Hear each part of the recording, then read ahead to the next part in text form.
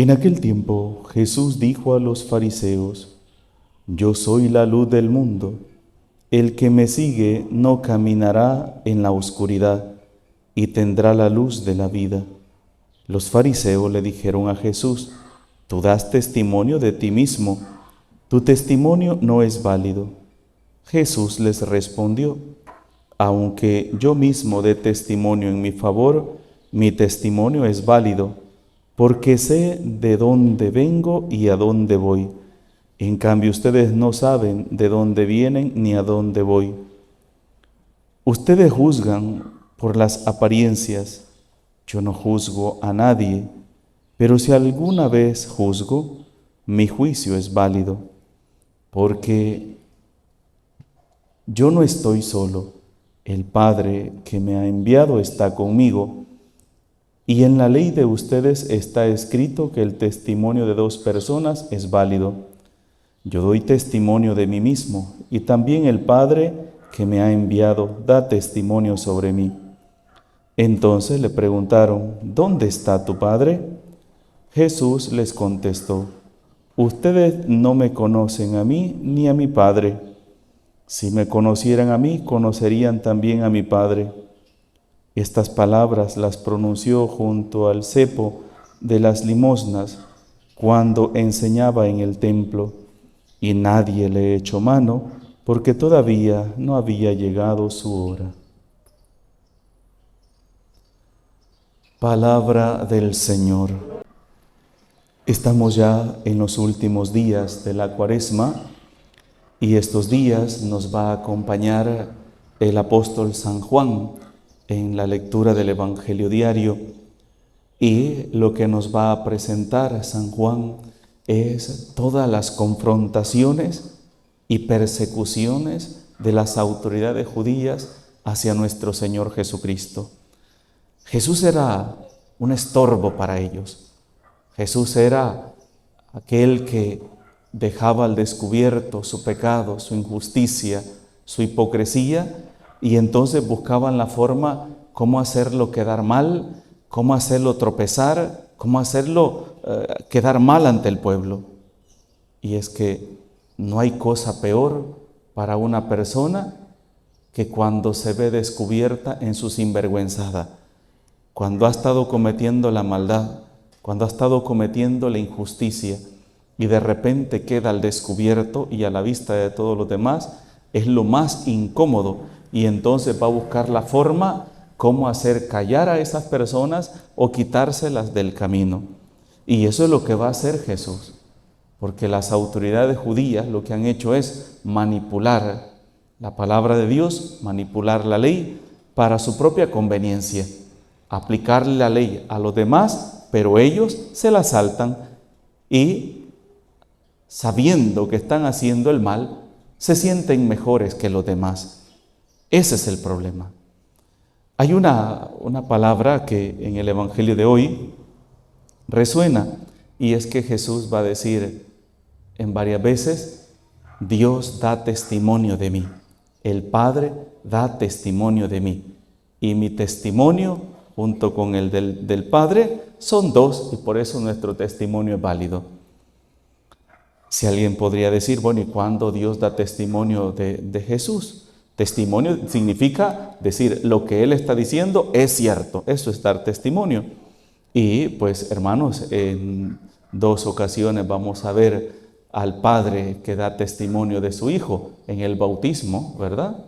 Este es mi Hijo, en quien me complazco, ¿verdad? En el bautismo. Y en el monte de la transfiguración también se va a oír la voz del Padre. Se va a oír la voz del Padre que va a hablar de su Hijo, ¿verdad? También el testimonio de dos. En ese momento también Moisés y Elías, quienes están hablando con Jesús de la misión que le corresponde llevar a cabo en Jerusalén. Pero eso por una parte, ¿verdad? El testimonio de Dios, el testimonio que Dios da. Pero la pregunta que tendríamos que hacernos hoy es esta: ¿Y Dios puede dar testimonio de una persona? O sea, ¿puede defender a una persona? ¿Puede salir al encuentro y defender a alguien? Sí. Dios sí puede. Dios sí puede dar testimonio de una persona. ¿Se acuerdan cuando Moisés, se acuerdan cuando el pueblo de Israel es sacado de Egipto, ¿verdad? Entonces Dios habla con Moisés. Dios habla con Moisés, le dice todo lo que tiene que hacer, pero de repente, como la envidia existe, ¿verdad? De repente Aarón y Miriam empezaron a hablar en contra de Moisés. ¿Y es que acaso solo Moisés es hijo de Abraham? ¿Y es que nosotros tampoco no somos hijos de Abraham? Entonces Dios también puede hablar con nosotros, ¿verdad? Y empezó Miriam y Aarón a buscar la forma cómo hacer quedar mal a Moisés, a que no creyeran a sus palabras y que ellos también podían hablar con Dios, podían escuchar la voz de Dios. Fíjense que la palabra de Dios no dice que Moisés haya ido con el chisme donde Dios.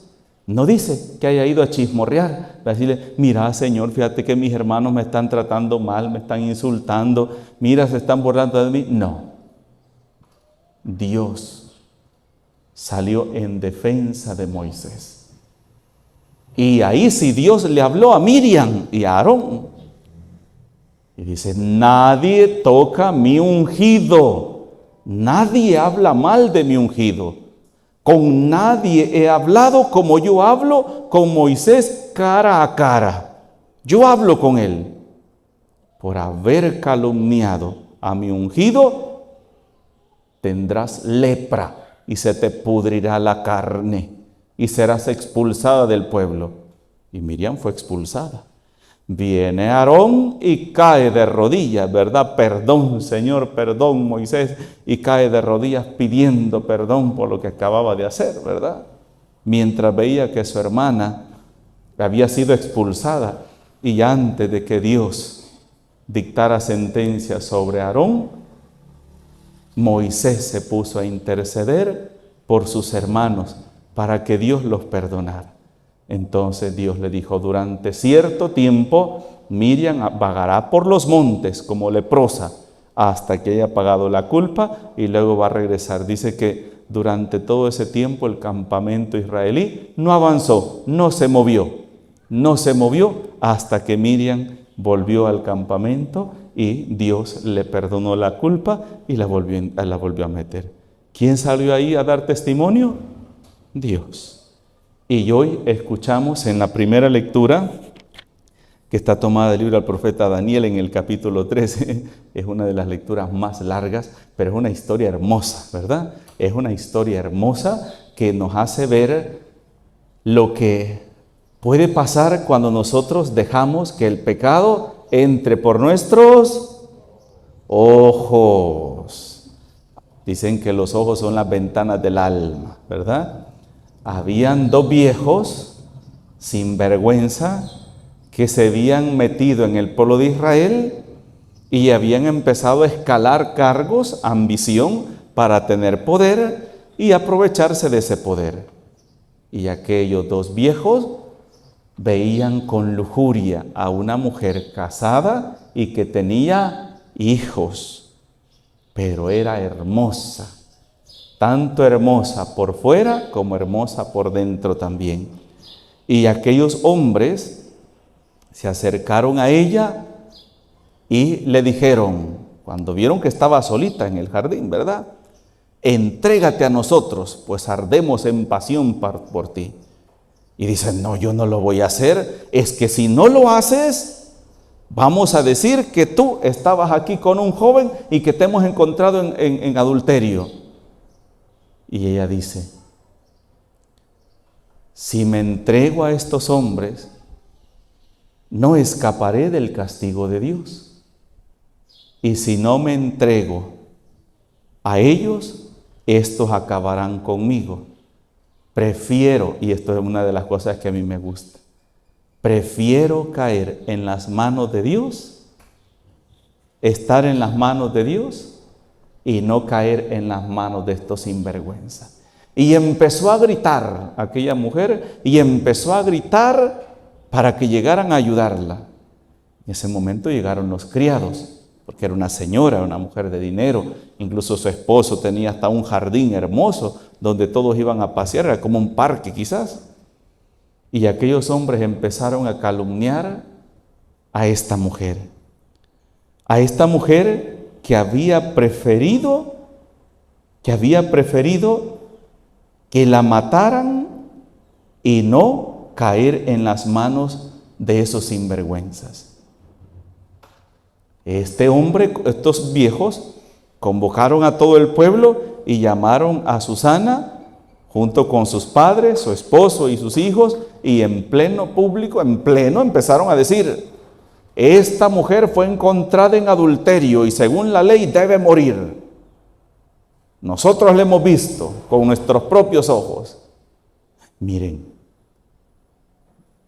no hay cosa más terrible que un corazón lleno de odio, lleno de veneno, porque no consigue lo que quiere. Y esto no es viejo. Yo he conocido testimonios de muchachos, ¿verdad?, que han sido pretendientes de muchachas y solo porque la muchacha no les hizo caso, empiezan a andar divulgando y diciendo: no, si esa fue mujer mía. Así, a desacreditar. ¿Nunca han oído casos ustedes así? ¿Verdad que sí? Yo también. Hombres sin vergüenza, ¿verdad? Y decir: no, si esa fue, porque quizás la muchacha estaba enamorada de otro muchacho, ese muchacho sí le hizo caso y a este no, ¿verdad? Ni mal patas pandas, ¿verdad? Y pelo de tusa, ¿verdad? Y quería que le hiciera caso a la muchacha y como no le hizo caso, empieza a desacreditarla. Eso mismo pasó aquí. Como a estos viejos rancios, decía mi abuela, estos viejos, ella no les hizo caso, entonces ellos, miren, todo el amor y la pasión que sentían hacia esa mujer, al sentirse despreciados, ¿en qué se volcó? En odio. Por eso dicen que no hay cosa más terrible que una persona que se ha enamorado y resentida, ¿verdad? Es una de las cosas más peligrosas. Así que hay que cuidarse, ¿verdad? A los jóvenes, a los hipotes, cuídense. No, pero también esta señora, miren, a esta señora también le fue, o sea que tampoco los que ya están sin pelo y con cana, ¿verdad? No, ya no, hay que tener cuidado. Porque todo lo que ellos sentían por ella se volcó en odio y en maldad por querer destruir a aquella mujer. Y como según la ley de Moisés, como dice en el Evangelio de hoy, ¿verdad?, escrito está en su ley que el testimonio de dos personas es válido y ya basta. Pues estos dos viejos colocaron su mano sobre aquella mujer. Imagínense cómo habrá sentido esa mujer, ¿verdad?, que aquellas dos manos podridas, cochinas, le tocaran su cabeza y ella lo único que hizo fue mirar al cielo y clamar la misericordia de Dios sobre ella. Eso fue lo que hizo aquella mujer, clamar la misericordia de Dios. Cuando ya la llevaban a matar, la llevaban ya a matarla toda la gente, un joven empezó a gritar diciendo esto, miren: yo soy inocente de la sangre que se va a derramar. Allá ustedes, que Dios les pida cuenta. Yo soy inocente, yo no soy culpable. Allá ustedes. Y la gente empezó a escuchar el testimonio, las palabras de aquel joven. Le dice: ¿por qué hablas? Es que ustedes, le dicen, han condenado a una mujer sin haber escuchado los testimonios. Ustedes no están seguros. Ustedes no están seguros de lo que ha sucedido. Ustedes están condenando a alguien injustamente. Entonces le dice: vaya, ya que estás hablando tanto, dinos qué es lo que hay que hacer, pues. Sepárenme estos hombres, les dijo. Mándenme uno para allá y el otro para allá, lejos. Y que solo vengan los ancianos a escuchar acá el testimonio. Y le pregunta al primero, oye, una pregunta, como era un parque, era un jardín, dime debajo de qué árbol estaban ellos, Susana con su amante.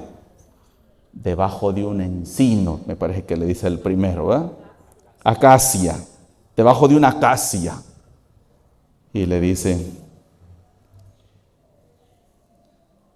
viejo, creo que este es, viejo en años y en crímenes, ahora van a quedar al descubierto tus pecados. Miren las palabras que le dice. Tus pecados anteriores, o sea, esos viejos significaba que traían, como se acuerdan que ayer decíamos, larga vida, larga cuenta. O sea, estos viejos ya tenían unos cuantos libros escritos. Cuando injustamente condenabas a los inocentes y absolvías a los culpables, o sea, le daban plata, ¿verdad? O algo, o era por amistad. Contra los mandamientos del Señor, no matarás al que es justo e inocente. Ahora bien, aquí está, si es cierto lo que viste, dime debajo de qué árbol estaban juntos. Él respondió, debajo de una acacia. Daniel le dijo, muy bien, tu mentira te va a costar la vida, pues ya el ángel ha recibido de Dios tu sentencia y te va a partir por la mitad. A partir por la mitad. Daniel le dijo que se lo llevaran. Vaya, llévense a este para allá y tráiganme al otro. Daniel le dijo que le llevaran al otro. Mandó que se lo trajeran y le dijo, raza de Canaán. Y no de Judá, o sea, no era ni judío el sinvergüenza. La belleza te sedujo y la pasión te pervirtió el corazón.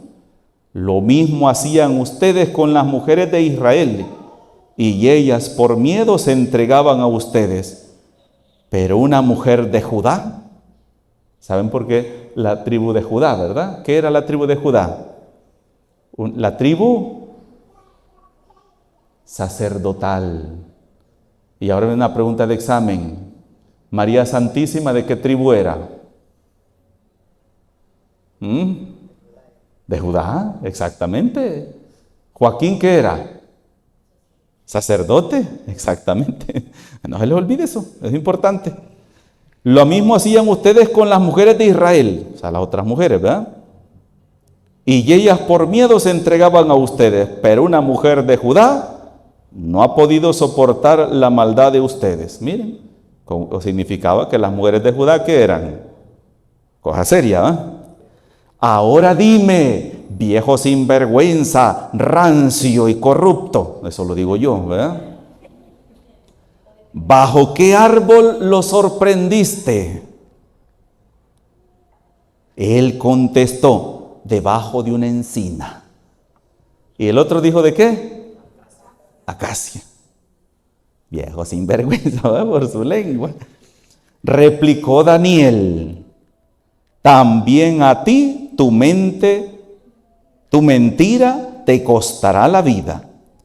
El ángel del Señor aguarda ya con la espada en la mano para partirte por la mitad.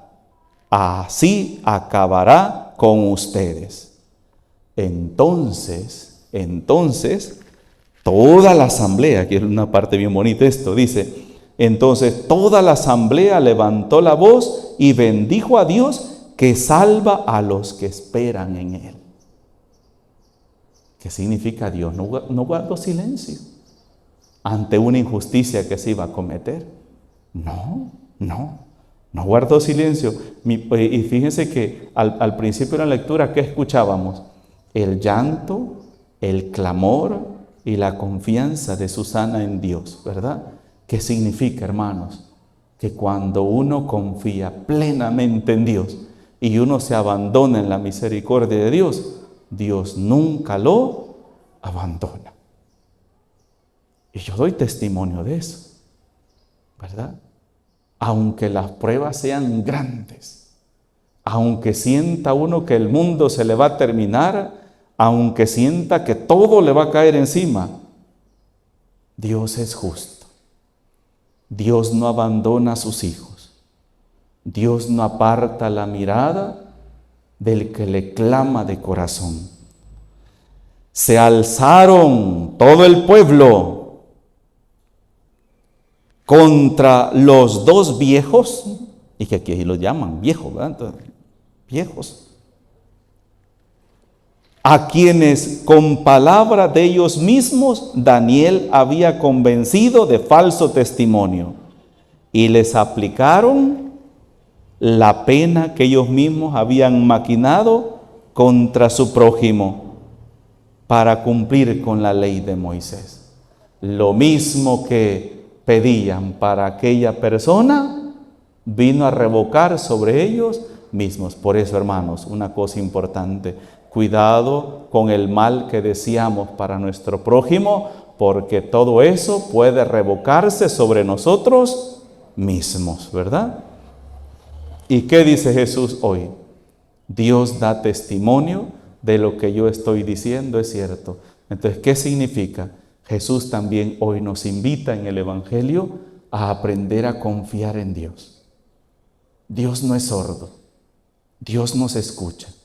Y a mí me gusta decir esto: la única oración que Dios no escucha es aquella que no se hace.